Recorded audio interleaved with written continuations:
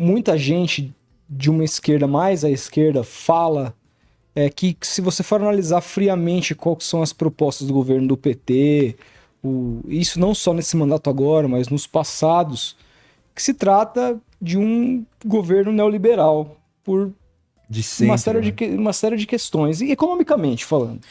Eu diria o terceiro. Eu acho que o primeiro e o segundo não. Mas o terceiro eu Me acho que sim. explica Da isso. Dilma? Me explica isso. Eu acho que não. Eu acho que, ainda que houvesse, né, um aceno muito forte para uma perspectiva.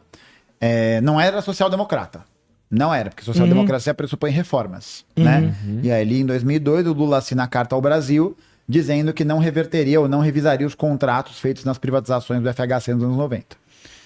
Então, acho que não é um governo social-democrata. Eu acho que é um governo que fez algumas alterações importantes dentro do processo de desenvolvimento da economia, em algum sentido, mas um governo de caráter social-liberal. Né? Social-liberal até nesse sentido de criar programas econômicos que eram muito baseados nessa perspectiva da concessão, né, de uma renda básica ali para a pessoa poder se manter, o que é absolutamente vital e importante, mas, ao mesmo tempo, um processo que não promoveu uma mobilização política no sentido de promover uma industrialização robusta e estatal, de fato, assim, sabe? É um momento que o agronegócio ganha muito recurso, passa a atingir patamares de produtividade cada vez maiores. É um momento em que a gente vai ter o avanço dos tubarões da educação no Brasil, né? Então, tipo, no mesmo período em que a gente teve um número, nesse período ali de 2003, acho que, não sei se 2003 ou 2005, mas durante um período determinado ali de tempo durante o governo do PT, as matrículas de alunos no Enem duplicaram, né? Tiveram a construção de várias universidades federais, várias coisas nesse sentido. Mas, ao mesmo tempo, houve a triplicação. Essa palavra existe? Triplicação? Eu acho que sim. Duplicação, Triplicou, triplicação. é isso. Triplicou a matéria de o número de matrículas de alunos em instituições de ensino superior privadas. E hoje a gente observa que, por exemplo, vários desses grupos privados dominam várias áreas essenciais, né? Várias áreas relacionadas à educação brasileira. E aí eu acho que, ainda assim, havia, né, em algum sentido, uma maior autonomia, sabe, em relação a algumas políticas que são tocadas pela própria industrialização, que era insuficiente, mas que existia de maneira mais robusta. Hoje não. Hoje é um programa que é claramente austero, né, um programa que defende, né, como projeto econômico o corte de gastos. Defende como projeto econômico. Tipo, e é isso, gente. Não... E aí é foda, né? Porque a galera muitas vezes vai orar e falar, tá lá torcendo contra, tá lá enchendo o saco. E tipo, é observar, né, basicamente como isso se reflete, por exemplo, na impressão das pessoas. Tá lá o Haddad sendo elogiado pelo Dória, pelo Paulo Guedes, Exatamente. pela Faria Lima. Exatamente. E tipo, e entender o seguinte, né? Isso é parte de uma conjuntura de uma escolha de um projeto. Tá ligado? E aí é uma parada que eu acho que é até interessante a gente avaliar, que é um neoliberalismo, né, um governo mais neoliberal, porque ele é pautado, né, também por essa perspectiva de uma austeridade mais robusta, de mais planos de privatização, né, no decreto de abril que foi assinado ali. Então é um processo, eu acho que ele é mais neoliberal do que hoje, porque eu sinto que ele desregula mais, sabe? Ele deixa mais na confiança dos investidores privados, do mercado, ele dá mais o braço para a iniciativa privada do que deu anteriormente. E aí eu acho que é um processo que incorre na privatização da Sabesp, na privatização de várias estruturas públicas, no processo de privatização de presídios que está acontecendo, né?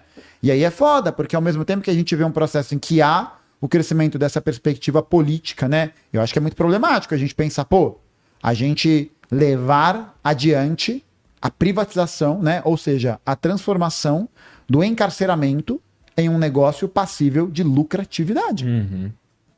Tá ligado? E aí, não há nenhuma palavra sobre isso.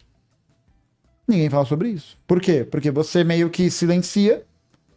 E o mais foda é de ver que todo esse neoliberalismo ele é muito pautado também por um progressismo difuso. Que na concretude não significa nada.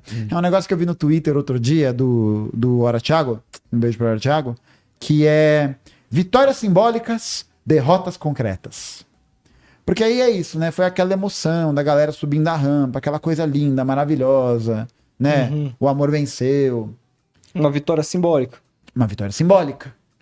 Uma derrota concreta. Isso que eu ia te perguntar. Então, na sua opinião, dá pra gente dizer que o PT, por mais que tenha o nome Partido dos Trabalhadores, eles sejam, hoje, atuem na política como uma política neoliberal e vendam uma maquiagem de esquerda? Não sei se ele vem de maquiagem de esquerda, né? Porque eu acho que a gente não poderia trazer nessa perspectiva também, porque o Partido dos Trabalhadores é o maior partido de esquerda da América Latina. Sim.